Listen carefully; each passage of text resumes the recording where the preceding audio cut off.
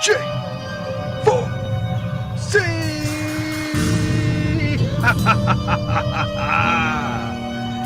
The afternoon is here, y'all. Cracking over that Raz Energy drink.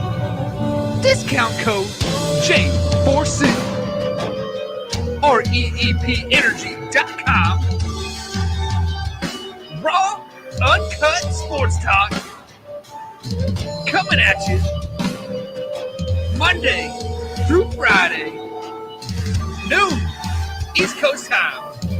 But as always, we gotta ask you one question.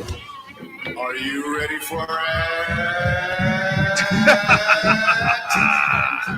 you ready for it? And welcome to Just for Clicks, guys. I am Michael Buckeister. This is live, raw, and uncut sports talk. And always, I am joined with my man, Mike LeBlanc. Mike, how are you doing today, man? Man, I'm doing pretty good, man. Getting that food scarf down? Yeah. First things first, though, tell your wife Happy Mother's Day over there, and your mama Happy Mother's Day as well, because she did give birth to a legend sitting on my right-hand side over there. And I couldn't be much more happy of having a co-host like you on this awesome Just for Clicks podcast, man. That was sweet. Yeah, man. I'm talking from the heart, and you're my brother from another mother now.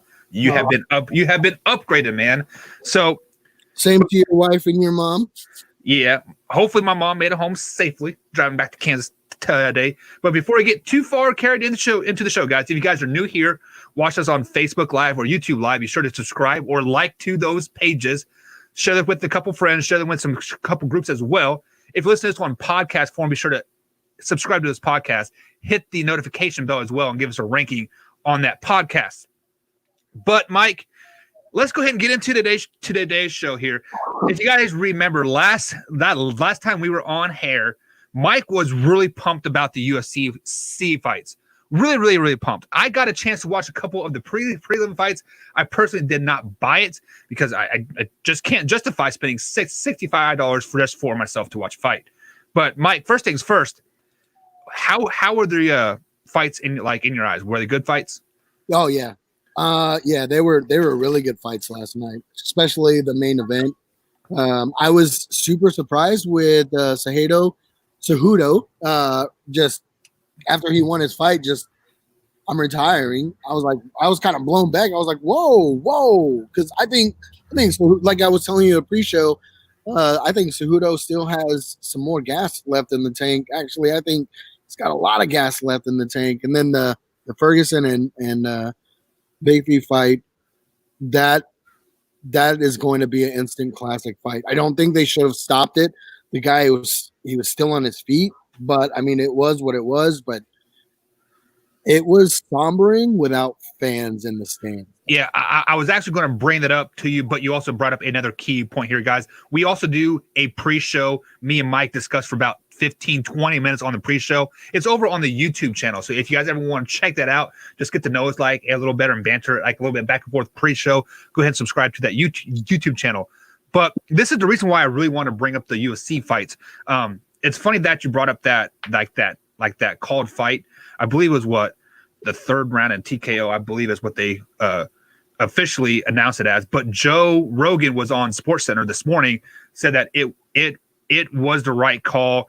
He did feel like it may have seemed a little bit premature, but if you were there and saw him stumbling and stuff like that, and like you could see that the fight was over. So yeah, no, he got rocked, and I mean I have mixed feelings about it, right? Because you want to protect people, but then again, I think about myself in that situation. Like, I'm still on my feet. If I'm still on my feet, I still have a fighting chance. So let me go. I see what you're saying, but at the same time, you have to think of this not as a bar fight or like a brawl, but you have to think of this as a career. And I'm glad, there is a ref there saving my career, so I live to fight another day. Because I watched the UFC 30 for 30, and people thought that it was a fight to the death and that kind of thing. You fought one time and you were done, and so it's definitely nice to encouraging that there's people looking out for those people to and long their career and stuff like that. So I mean, and like I said, you know, I understand, but man, if I'm on my feet, I still got a fighting chance, no matter if I'm stumbling or not. You know what I mean? right. I see what you're saying, but let's go ahead and jump into the other side of this talk here, and the fact that the UFC had no fans there, watching the prelims, and it just felt really ominous. Do you remember the show? It was on Spike TV. The UFC. The name slipping my mind now. Ultimate Contender. Yeah, that. Like when they would do those expeditions, and like you just hear their feet like hitting faces, and the mat smacking, and the hearing of the coaches and stuff like that. I mean, like that's all cool and stuff, but just the fan interactions in sports, period, it's so much more than what people really make it out to be. I tuned into wrestling on Friday night to kind of get in the fighting zone. Yes, I know wrestling and UFC are nothing alike, but whatsoever. But wrestling doesn't have fans either, and it looks so childish that I'm going to put it out there. WWE right now with no fans looks so childish because like they had Gronk out there, and Gronk's a horrible actor. I'm just going to put that out there. He is freaking horrible. But me and you were talking pre-show, and fans in sports go intertwined. I was a type of player that I could not get hyped up for practices. I could not get hyped up for preseason. I couldn't get hyped up for inter squad scrimmages. Walking out on the field Saturday night with 20,000 people in the stands, like the lights on. It's a different type of vibe. But so the question that I want to ask you is football. Let's say this year starts on time, like the September 10th date, but they don't allow fans at the game. Are you going to watch that? I mean, you're going to watch the football game still, but are you going to be as involved, as intrigued? I think they're still going to have fans in the stands with football. I really do. I think what they're going to do, and what honestly I thought the UFC was going to do, was it would be one person or two people. If you bought tickets together, be socially distanced, basically what you're saying. Yeah, and then there's going to be few empty chairs on each side of you. That's what I thought UFC was going to do, but I don't think the government has opened up enough from COVID to do that. But when football comes, I think that's probably what we're looking at. See, in theory, that sounds excellent, but you cannot keep fans from interacting in the bathrooms. You can't keep fans from standing in too close in line at the snack bar. Me walking through the snack bar line to get to my seats. You can't do that at the grocery store either. Right. So, I mean, like you can try to enforce all the rules you want, or we can just be like, you know what? The COVID-19's here. It is here to stay. Move on with their lives. I actually saw a study right before we came on air that it was like 6,000 Major League Baseball players were tested back in March when this thing first happened. 75% of them tested positive, but they didn't have any symptoms whatsoever. So what I'm saying is all of us have probably had COVID. Let's just be strictly honest. All of us have probably 100%, and that goes back to like when I first joined the show, we were talking about this. There was a study for the antibody study done in LA County that suggested roughly about 400,000 people have been infected with COVID-19, which drives the mortality rate down even further. So right. Yeah, all this testing keeps happening, and the more we find out that more people have had it than what they think has had it, and I really hope we see football. I really hope we see football with fans in the stands. And it was crazy. I saw today, I can't remember what school it was, or it may have been the NCAA, or maybe the Big 12 commissioner, one of them.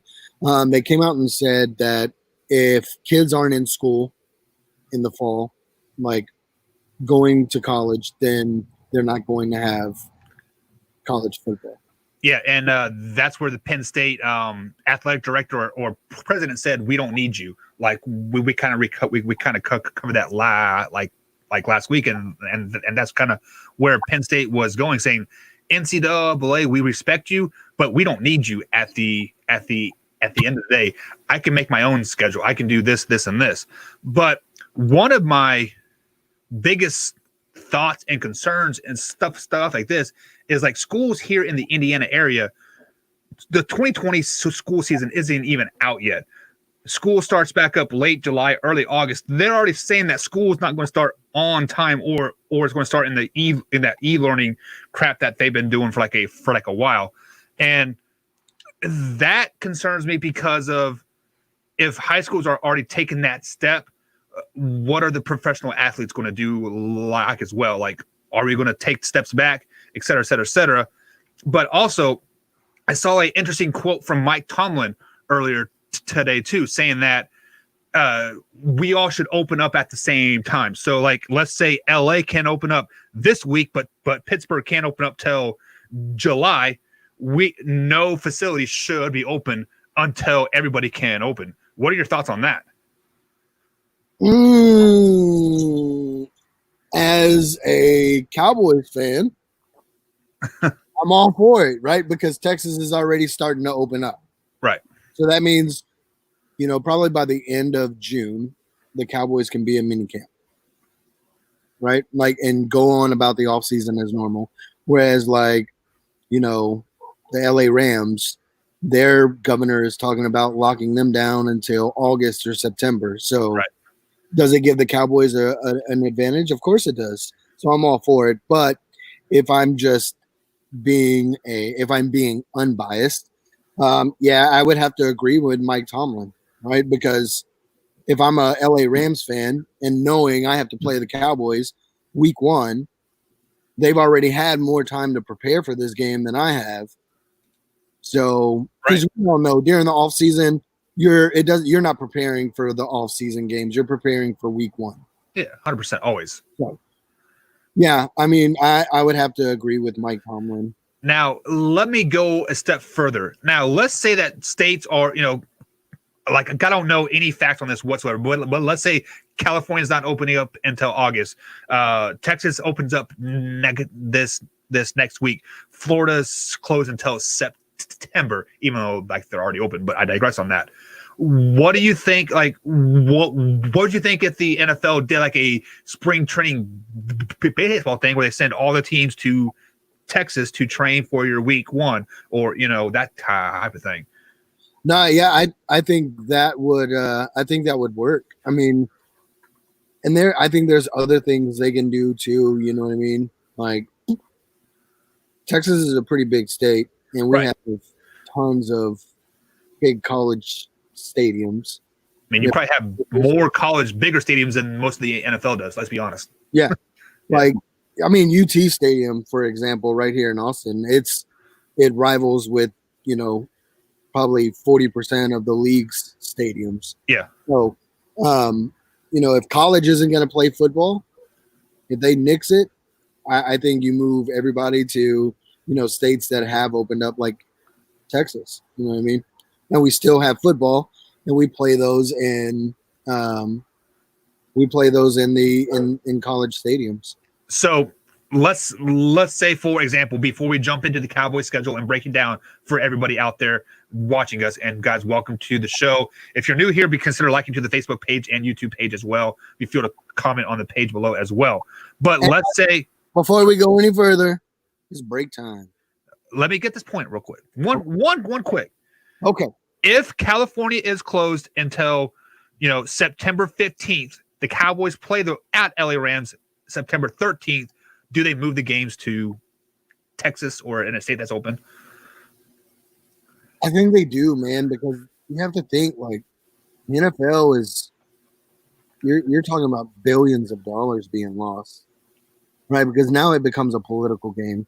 Now it becomes, think about the NBA, man. How much money have they lost? Major League Baseball, True. How much money have they lost? You know what I mean? You're talking about crippling sports. Right. So Speaking of sports, guys, we're going to break down the Dallas Cowboys schedule right after a quick break. If you're listening to us live, it's going to be literally just a few seconds. So we'll be right back, guys.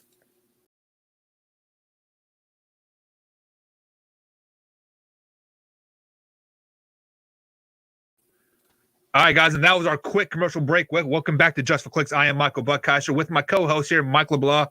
And guys, of course, it is that time. It is that time of year where we start picking the games way too early. Football just doesn't start till September 10th. Opening day is the Kansas City Chiefs versus the Houston Texans.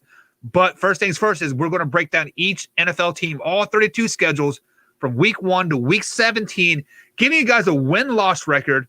And we're going to start with the Dallas Cowboys because Mike LeBlanc is a Dallas Cowboys fan, and I'm a passive Dallas Cowboys fan. So I do root for the Cowboys if they're not playing the Chiefs. But I can't see the Chiefs.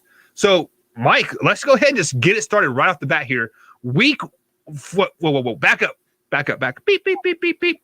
Last year, I had the Dallas Cowboys going 13-3 in this preseason, going to the NFC Championship game.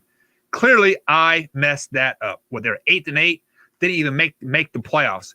This year, the Dallas Cowboys' strength of schedule is 30th in the league out of 32 teams. The teams that they play, their combined record from the 2019 season is 117, 138, and 9, giving them a 459%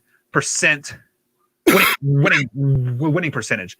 So Cowboys do have one of the easiest schedules in the league. So keep that in mind as you're picking these games here. So first things first, the Dallas Cowboys open up September 13th, 8:20 p.m. on NBC, primetime game at the LA Rams. Who do you got winning this one? Cowboys. Cowboys win. Yeah, I don't think the LA Rams defense will be able to keep up with that. We'll be able to keep up with Gallup, CeeDee Lamb, and Amari Cooper. And not only that, I mean, so think about this. What was the recipe to beat the Cowboys last season? Make Dak throw the ball down the field. Make Dak throw the ball down the field. Okay, so we all know Dak is a dink and dunk passer, right? 5-10 yards. That's where, that's where he's dangerous. Now you have two people in Amari Cooper and CeeDee Lamb who can make something happen after the catch. Michael Gallup, I don't think, is really there to get that yak like Amari Cooper and CeeDee Lamb. I don't. Michael Gallup is a home run hitter. You send that guy on a fly route, and 9 times out of 10, he's burning that corner. So now you have to worry about those two, right, instead of just Amari Cooper. And you're not going to be able to stack the box this year against the Cowboys. So that's going to open up. I think the run game is going to open up, and I think Zeke has a coming out party week 1 on Seattle. I say he rushes for 168 yards and rushes for 2 touchdowns. So I agree everything what you're saying, except for the fact that the Dallas Cowboys have a new coach. The Dallas Cowboys have a quarterback in that is looking over Dak Prescott's shoulder. And with the whole COVID thing shutting down the states, shutting down the world, they are not getting work in. Yes, you can call these virtual practices or whatever you want to call it. Ridiculous. I never heard of a virtual practice. Hey, keep your shoulder up while you're throwing the ball, like over a Zoom conference. I don't get it. It's stupid. If the Rams and Cowboys were playing week 7, week 8, I would give you your Cowboys 100%. The fact that they're playing week 1, new coach, new system, Dak may or may not be on the field. So Andy Dalton's coming into a new offense if Dak is not on the field. Cowboys are losing this game. Rams primetime TV home opener. I got to give it to the Rams. They've proven it year in and year out that they are primetime performers. Dallas Cowboys, new coach, possibly a new quarterback. Sorry. You sound hurt over there. I don't think the Rams win that game. I really don't. I got the Cowboys. Yeah, and Len Charles over here on the Facebook says they lost Fredericks to the retirement a while as well. Their O-line. isn't going to be as good anymore. However, I think they fixed that in the draft. Yes, he may not be an instant impact by like Frederick is by any means, but they're still going to be pretty damn good. So feed Zeke, honestly. So week number 2, 9/20, September 20th, 1:00 game, first home opener versus the Atlanta Falcons. Who do you got? It's our first home game. I've got Cowboys winning this game. Yeah, I had the Cowboys winning as well because of the home game factor there. We both going to have them win this one, and I just think the Atlanta Falcons are a habitual 6-10, 7-9 team with Matt Ryan at the helm. Honestly, I would look to trade Matt Ryan, get him out of Atlanta, and tank for Trevor Lawrence to be honest, and rebuild that team. So yeah, Falcons definitely need to be rebuilt. So moving on to week number 3 here, we travel to Seattle Seahawks. This is a 4:25 kickoff, so kind of a primetime game. Who do you got? I've got the Cowboys losing their first game to Seattle. Give me a reason why for that one. I think Russell Wilson just takes advantage of that Cowboys defensive back. This one I've been going back and forth on a lot, but I'm going to go with the loss for the Cowboys as well because of what you just said. Russell Wilson, the Tyler Lockett connection is going to be really apparent come week 1. Their additions and in the draft, Seattle's like we said earlier, Seattle's a Super Bowl contending team, and they need to win these conference games versus NFC teams here. So they have to win this game. It's hard to say it's a week 3, it's a must win, but I think 3 is a must win because of their division is so strong. So they need to get these easy wins. Michael Rodriguez said he'd like to see Pollard in the offense more. Michael, I'd like to see Pollard in the offense more too. I'd like to see Pollard on first down runs or first down screens for the Cowboys, and have Zeke in as your second and third down back. The problem with putting Pollard in more into the offense is you gave Zeke all that money. You have to milk him for every cent that you paid him. Keep Zeke on the field all the time. I hear what you're saying, but I think Pollard is kind of that dynamic player. He's not that every down back, and he's not a bruising running back or anything, but he's really shifty. He did a lot of good things for the Cowboys last season, and when Dak was not Dak, sorry. Zeke was held out. Yeah, when Zeke was held out, Pollard, kind of helped hold that offense together. Yeah, of course, look who they were playing: Miami Dolphins and New York Jets, and I don't even know who else they played. So it's easy to hold your team together when you're playing crap teams just like that. Let me see him play against the Seattle Seahawks without Zeke. How does he do then? Pollard is not greater than Zeke. That is a bold statement. That is a very bold statement there, Lynn. No, and it's like I said, he's not an every down back, and he's not going to be your primary running back. But to change things up throughout the game, I'd like to see him touch the ball, 6, 7. No, I'd say about 5 or 6 times, and a couple screen passes, or the Texas play where the back comes out and comes over the middle. Yeah. I'd like to see him on more plays like that because he is shifty. And once he gets into open space, he's pretty dangerous. I could see your 5-6 touches per game, but you have to realize every time those 5 or 6 touches go to Pollard, they're taken away from what you said, the best back in the NFL. So, Pollard is not better than Zeke by any means. But the problem with the NFL nowadays is every team is a 2-back system. So Zeke has to have Pollard to be honest, to be successful. Yeah. So moving on to week number 4, back at home, 1 p.m. Fox game versus the Cleveland Browns. Who do you got? I got the Cowboys. 100%. The Cowboys. The Cleveland Browns team, I think they finished second, maybe third in their division. But I don't think they're ready. This is the wrong way to say it, but you'll understand. I don't think they're ready to win yet. Yeah. Yeah, I mean, definitely the Cleveland Browns aren't ready to win. I don't care if they have all the offensive talent in the world. If you guys have been listening to us at all, I tell you over and over and over, the Browns find new ways to lose. And I think the Browns finish last in their division. I think Cincinnati does just a tad bit better than them, beat them in the head-to-head like they both will finish, I don't know, 5-11, 6-10 type of score. But I'm picking the Cowboys to win because it is at home. Amari Cooper shines at home. He does not. I mean, he has to show up at like home games. Like he doesn't get lost on the bus on the way to the road games or like anything. And we've heard all offseason that Odell Beckham Jr.'s back. He is 100%, yada, yada, yada. And I think Amari Cooper wants to outshine Odell Beckham Jr. in this game 100%. 100%. Yeah. So moving on to the next week, we're back at home again, 4:25 kickoff versus the New York Giants. What do you got? Home game. Yeah, I got. Man, I think there's somebody racing like right here by my house.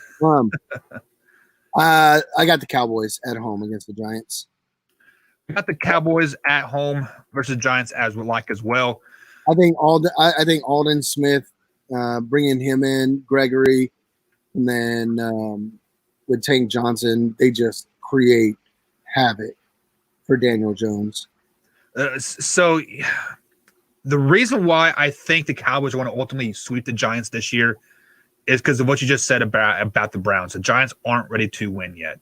They are ready to repeat their another 4-10 season or 3-12 or whatever they like they were, or 3-13 I should say. They're poised to finish last in the Division A like again. So the Cowboys win this one. It's going to get ugly early. I'm talking like 45-10, and those 10 points just mop up the duty.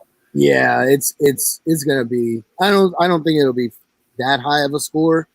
I think Amari Cooper gets 4 touchdowns. Think so? No, so we'll see. I got a 28-7 or 28-10. Would you like to address this comment here in the chat here? Christian McCaffrey for the Panthers is heads and tails better than Zeke for the best running back in the league. You are a Zeke lover. You said Zeke is the best. I gave you four players that are better than Zeke, one of them being Christian McCaffrey. You did. I think Christian McCaffrey is a flash in the pan. Thank I you. don't think you're going to see Christian McCaffrey do what he did last season. Because he doesn't have Cam? He doesn't have Cam, so they're not afraid of their quarterback rolling out, right? That's a lot. When you have a quarterback who can kill you with his legs, right? And it doesn't matter about Cam Newton's injuries or anything like that. Right? It doesn't matter. You are still scared of Cam coming out of that backfield. That's what he's built his career off of, right? So you still have to game plan for that, regardless. So that opened Christian McCaffrey up to a lot, right? So now you don't have Cam and you don't have a quarterback who's going to tuck the ball and run. So now you can focus in on the run game. You can focus in on Christian McCaffrey. Look for McCaffrey to rush for 1,400 yards this season. This will definitely be a proving ground for Christian McCaffrey this year to see if he is worth that money. But moving on to the next game here. Hold on, before we go, the 2 best backs in the league are Ezekiel Elliott and Saquon Barkley. Those are the 2 best backs in the league, hands down. Barkley is one of them, but Zeke is not. Moving on. Next up, Dallas Cowboys versus the Arizona Cardinals. This is a Monday night game. Who do you got? This is hard. You got Hopkins and Larry Fitzgerald, and then you got Kyler Murray, who the Cowboys historically have always had trouble with a running quarterback, right? So, man, I say the Arizona Cardinals win this game. You're picking your Dallas Cowboys to lose on Monday Night Football to a second-year quarterback that's not even 6 foot tall. Yep. I mean, I look down at this quarterback being 6'2", 6'3". So, with that being said, I got to go with the Cowboys. Cowboys in primetime Monday night. I don't think they're going to lose on This is the season I think Mike McCarty and the quarterback, whoever it is, at this point will be Andy Dalton. When we lose to Arizona, this is going to be the game where people start calling for Dak's head. I can see that, but they're already calling for Dak's head when they started off 1-2 to start the season. So I think Andy Dalton is finding his stride come this Monday night game, and this is his coming out party. Do you remember when a couple years ago when like Ryan Fitzgerald threw for like 300 or 400 yards, like 4 straight games? Yeah, this could be a start of Andy Dalton's 3 or 4 games in a row for 350 plus games because of the teams that they coming up next. So right now, Mike, I got the Cowboys at 5-2, and you have the Cowboys at 5-2. Yep. So actually, yes, I'm sorry. Yeah. Get my math right here. So moving on. After 3 straight home, Michael, bro, put that up. Put that up.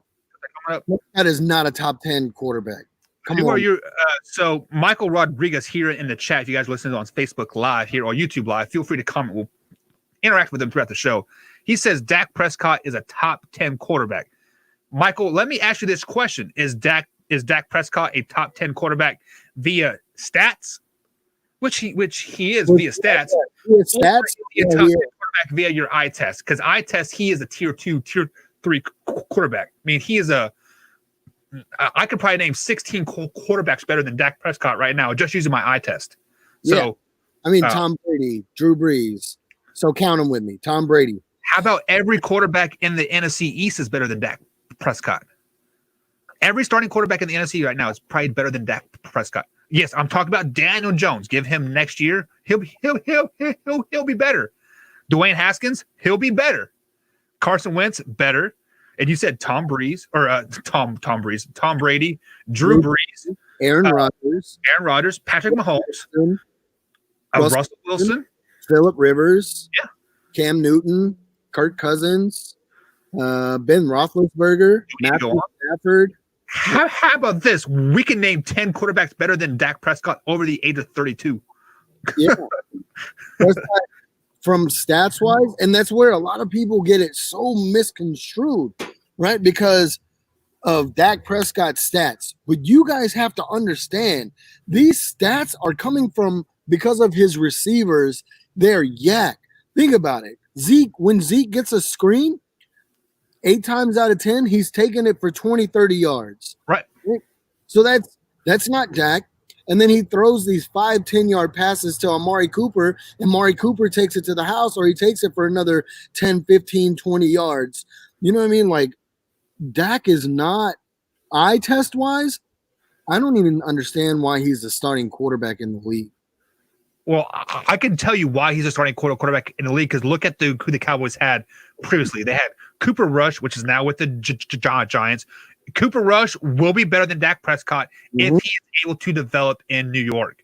He needs a year or two to develop in New York. Jason Garrett is a pretty good coach. He is not a great head coach by any means, but he's a pretty good quarterback's offensive coordinator type of coach. He can develop Cooper Rush. Guys, look for Cooper Rush to probably start in the league, not next year, but the 2022 season. I bet you Cooper Rush is starting somewhere in the 2022 season. I think he's starting for the Giants, and I think that's why Cooper Rush went to the Giants, for Garrett to develop him. Yeah. So we will see. We will see. But let's go ahead and move on and pick in this next game. After 3 home games, you have I had the Cowboys going 3-0 at home. You have them going 2-1. They traveled to Washington Redskins for the first time this season. This is a 1 p.m. kickoff. Who do you got winning versus the Redskins? Cowboys, easy. Cowboys. Go ahead. Cowboys are going to sweep the Redskins.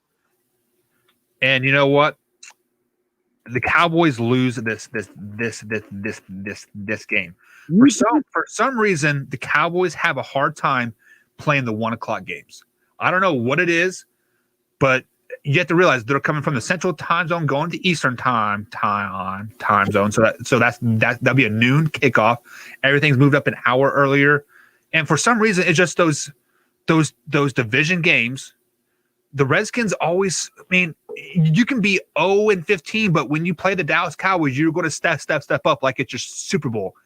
This is going to be the Redskins' Super Bowl. This game right here, Dwayne Haskins is starting for his starting job right here. He is going to come out and he is going to ball. I don't think Dwayne Haskins. I don't think he's. I don't think he's a starting quarterback in the league, man. I really don't. Yeah. I think he's a backup quarterback. I think that the Redskins will realize that this season, and Redskins. I think Trevor Lawrence goes to the Redskins next season. So they're tanking for Trevor, huh? Moving on to the next one here. Another primetime game at the Philadelphia Eagles. Who do you got? Ooh, which one is this? Is this at home or is this away? It's at Philly. I got the Cowboys losing that game. Got the Cowboys losing. I had the Cowboys losing as well. The reason why, guys, look at this part of the schedule. They're on the road at the Redskins, on the road at Eagles. Then they play the Steelers. Then they play at the Vikings. They could easily go 4-0 after a kind of cupcake schedule. They got a bye week in between the Steelers and the Vikings. But they're playing hard game after hard game after hard game. It starts to wear on. Yeah, it starts with the Eagles. Then you got Eagles, Steelers, Vikings, and then you get a break with the Redskins. I think and then the Ravens. They've got that middle half of the season is going to be. That's going to tell you whether they're going to be a playoff team or they're not. Yeah. So just for reference here, the Dallas Cowboys do technically have the 30th ranked NFL schedule in the league this year compared to the records of the 2019 season. Why that goes up so high? Because they play the Giants and Redskins twice. When they combine for 10 wins total 2 times over, I mean, it definitely hurts the winning percentage whatsoever. So we have them both losing to the Eagles, giving us the next game versus the Pittsburgh Steelers at home. Pittsburgh at home.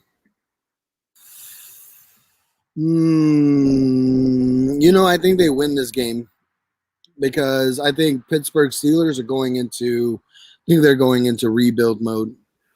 Yeah. This game is hard to pick for me right now because we don't know if Ben Roethlisberger is going to be on the roster or not going into the 2020 season. If Ben Roethlisberger is on the roster and playing this game, the Steelers win this game. For some reason, they just had this knack against the Dallas Cowboys. Now, if Ben Roethlisberger isn't on the roster, I think the Cowboys win. Obviously, so right now I'm going to say the Steelers beat the Cowboys in Jerry World, and right now I had the Cowboys going 5-5, and you had the Cowboys going 7-3. Are you still pretty confident in your picks here? Yep. All right, so moving on here, we have another 4:25 game on Fox. Travel to Minnesota to take on the Skulls. Who do you got? Minnesota. You have Minnesota in this one. Yep. I'm taking Minnesota as well. I think they're just too tough. I don't think Minnesota is going to win their division by any means. I don't think they're going to get second place in their division even. I think they're going to finish third behind the Lions and the Packers. Mark that down right now. The Lions win that division this year. But for some reason, the Cowboys just don't play good against the Vikings. I can date back to when Randy Moss scored five touchdowns on them on Thanksgiving Day. Have the Cowboys ever beat the Minnesota Vikings since that day? Not that I can remember. I can remember. Yeah, so going into their stadium, it's going to be loud.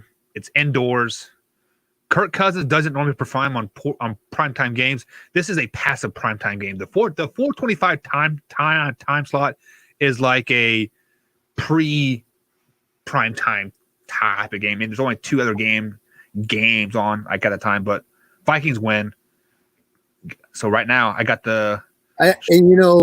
with this game, I think the Vikings win soundly. Yeah, it's going to be a statement game. Yeah, so it's not even going to be close. So right now, I have the Cowboys on a 3-game losing streak, putting them at a 5-6 record. And if people aren't calling for Dak's head now, they are now. So moving on, back at home, 4:30 kickoff versus the Washington Redskins. Who do you got? Cowboys. I said it earlier. I think Cowboys sweep the Redskins. Yeah, I think so as well. Putting them as a 500 mark on my side of things, moving you to 8-4 on the season. This is the time that Dwayne Haskins has probably already been benched, and the Redskins are thinking for the future, like at this point. Yep. Next game up, 8:20 kickoff right there on Fox, traveling to Baltimore to take on the Ravens. I got the Ravens. I think the Ravens are going to compete with the Kansas City Chiefs for that AFC championship game. Yeah, I think it's going to be a really, really close game too. I think the Ravens win this game as well. This is a statement game for the Ravens, just like the Vikings game was. Mhm. It's like the score is not going to reflect the beatdown that actually happened in the game. I think between because I just said the game is going to be close. That was for the Chiefs and the Ravens, but between the Cowboys and the Ravens, I think the score is close. I think it's something like probably 21-17. Yeah, I would go with that score, 21, 24 to 17 points. But those 17 points are going to come late for the Cowboys in the fourth quarter and mop up duty. They'll come, during garbage time, just to make it worth something. Now, this is the part of the schedule where I think the Cowboys, they take off. They're on the road taking on Joe effing Burrow at Cincinnati and the Bengals. Who do you got winning this one? I've got the Cowboys winning this game. Putting them at 9 wins on the season for you, and I had the Cowboys beating down the Bengals, 45-3. I don't think it's a beatdown. I think Joe Burrow still hangs in. You got to remember, like, the Cowboys don't have that great of a secondary. I don't care. I think Joe Burrow is going to take advantage of that. Joe, if this was week 2 or week 3, I would agree with you 100%. But we're talking like week 14. Joe Burrow hasn't played an NFL season yet. He played 14 games total in college in his championship season. At this point, he has taken some licks in the chest. He's won a couple close games, kind of hit like he's like, oh, NFL's not so bad. Then the Cowboys come and smack him in his mouth. They're going to release the dogs, pin back those ears on the defensive line. They're going to hit him over and over and over. It's going to get ugly early and fast. Giving me 7-7 on the year. Next up, we have the – go ahead. No, you go. Keep it rolling. Yeah, next up we have the 49ers at home, December 20th on NBC, primetime game. Who do you got? I've got the Cowboys winning against the 49ers. I don't think Jimmy G can get it done. And I think CeeDee Lamb and Amari Cooper really take advantage of that defense. Do you remember me saying like week 3, I think Amari Cooper's going to have like 3 or 4 touchdowns alone in that game? Yep. This is CeeDee Lamb's coming out party because the San Francisco 49ers have a great defense. I'm not going to take anything away from them whatsoever. They're going to stop Zeke. Zeke's going to have like 40 to 50 yards total on 12 touches. They're going to put Richard Sherman over on Amari Cooper, kind of run like a bracket zone over him. One-on-one with CeeDee Lamb on the backside.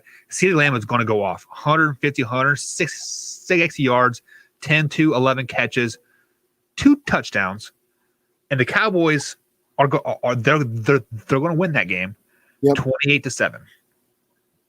Next up, we got at home the Philadelphia Eagles. What do you got? At home against the Eagles, I got the Cowboys winning this game at home. Give you 11 wins on the season. I had the Cowboys winning at home as well. Just like last season when the Eagles had to beat the Cowboys to win the division and make the playoffs, the Cowboys have to beat the Eagles to win the division and go to the playoffs. This game, roles are reversed. We're at home. We're going to feed Zeke the ball this time. He's not going to get 6 touches for 12 yards or whatever it was. Feed Zeke the ball. Eagles go down. Cowboys win. Let's say 24-21. Late game field goal to win the game. I got that. And then the last game on the season, we travel to New York to take on the Giants. Who do you got? Depends. If the Cowboys win the game against the Eagles, like I think they are, I think they lose to the Giants, and I think they lose to the Giants because they're going to rest their starters. Mike McCarthy is notoriously known for resting his starters if they're going into the playoffs.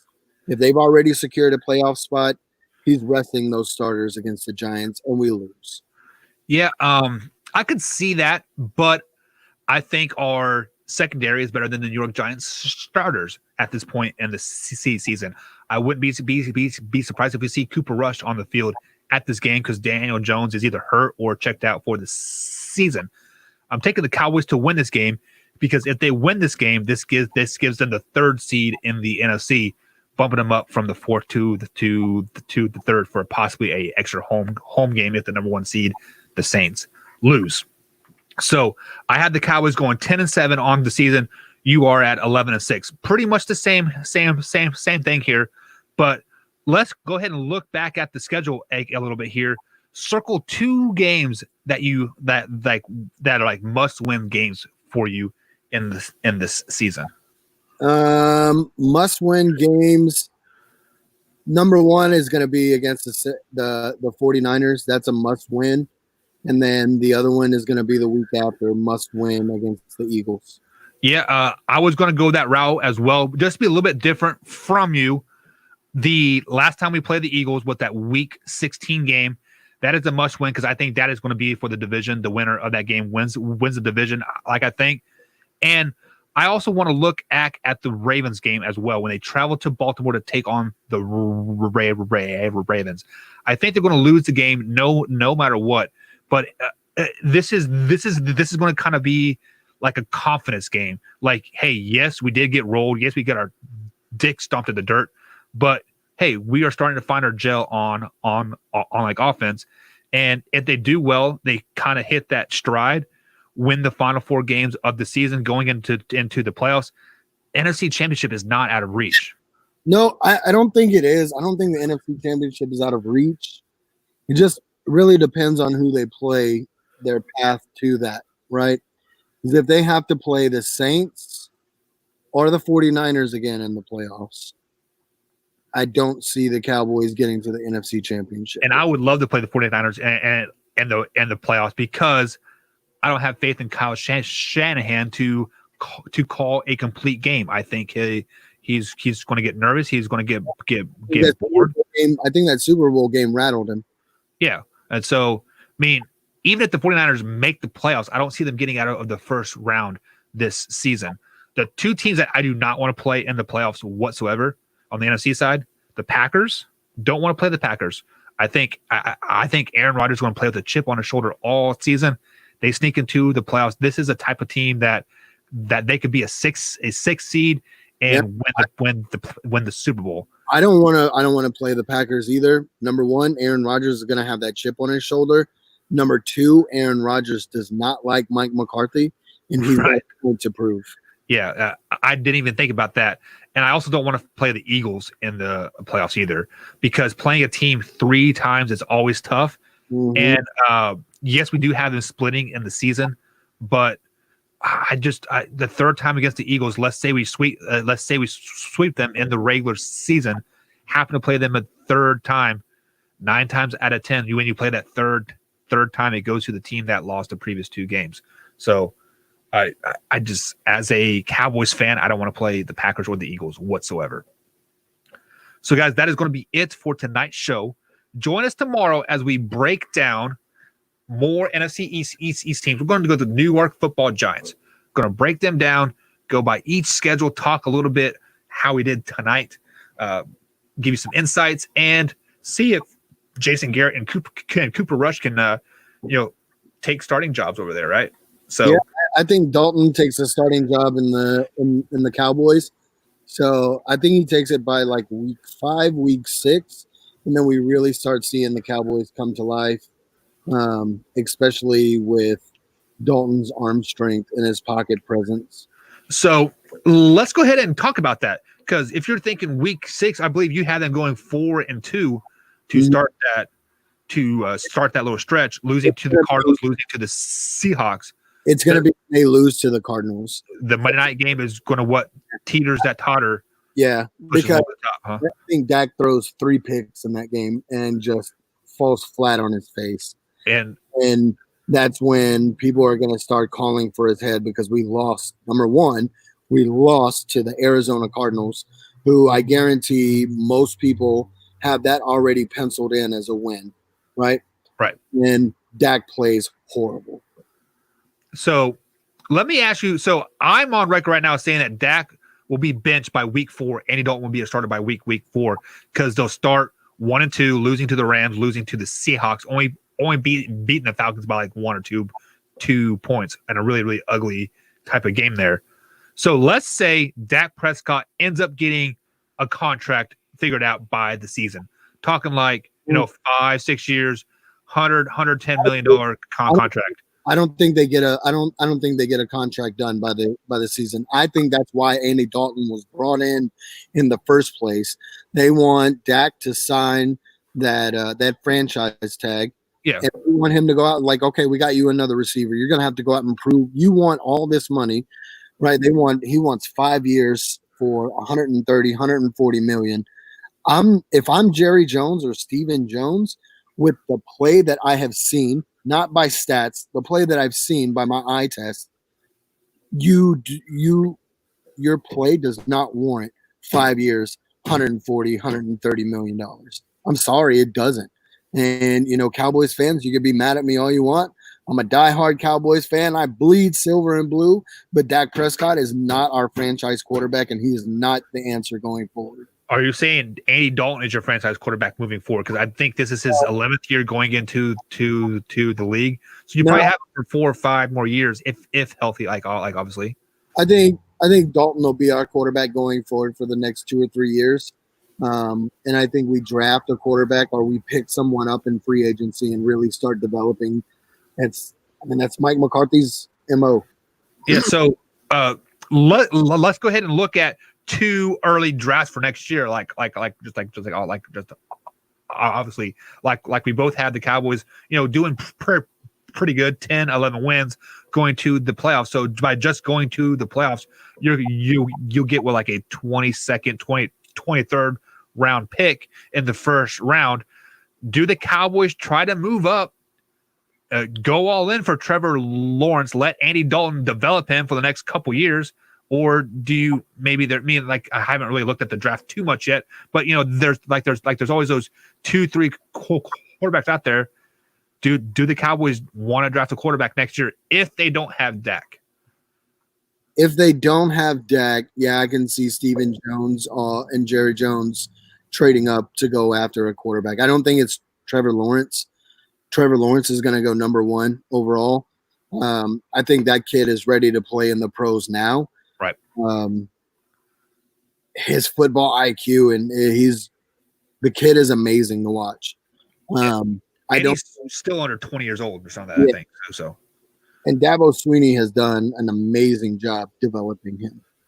I don't think we draft up that high to get Trevor Lawrence. I don't know the other quarterbacks. I haven't really looked at college football that much. But I do think if Dak isn't there, they definitely trade up to get a quarterback. So let's say, in theory, Dak does get benched by week 6, like you said, or week 7, like I should say. Like you said, Andy Dalton plays for a couple years. Dak happens to sign some type of contract, 3 or 4 year contract. Once Andy Dalton's done, does Dak Prescott come back and be the starter for the Dallas Cowboys ever? No. So once he's at a starting role, he's done in Cowboys. Yeah, if he signs this franchise tag and he gets replaced by Andy Dalton, the Cowboys are going to cut him at the end of the season. Would you not try to sign and trade? Get something out of him, 4th, 5th round pick? I would, but he would be still under contract until free agency, right? So I would definitely, before free agency hit next offseason, I'd definitely try to unload him and trade him somewhere. Because let's go ahead and go back to our chat here. Forget who said it. Scrolling through here, there it is. Michael Rodriguez says Dak Prescott is a top 10 quarterback in the league. So in theory, you sign and trade him by Michael Rodriguez thought process here. You are going to get a first overall pick for him, right? Or a first round pick for him, right? Yeah, but I don't think not going to happen. No, I'm not.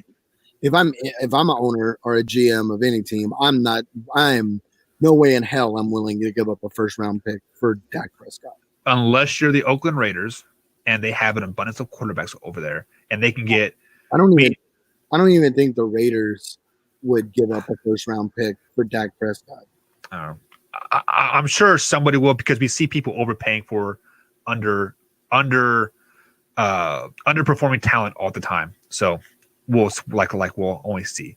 So guys, that's going to be it for tonight show. As always, thank you for joining us. Join us tomorrow, same time, same place, right here on YouTube or Facebook Live. Or if you can't catch us at the live times, we're on rtfsportsnetwork.com, noon East Coast time, right there on the site. Have a good night, guys. Deuces.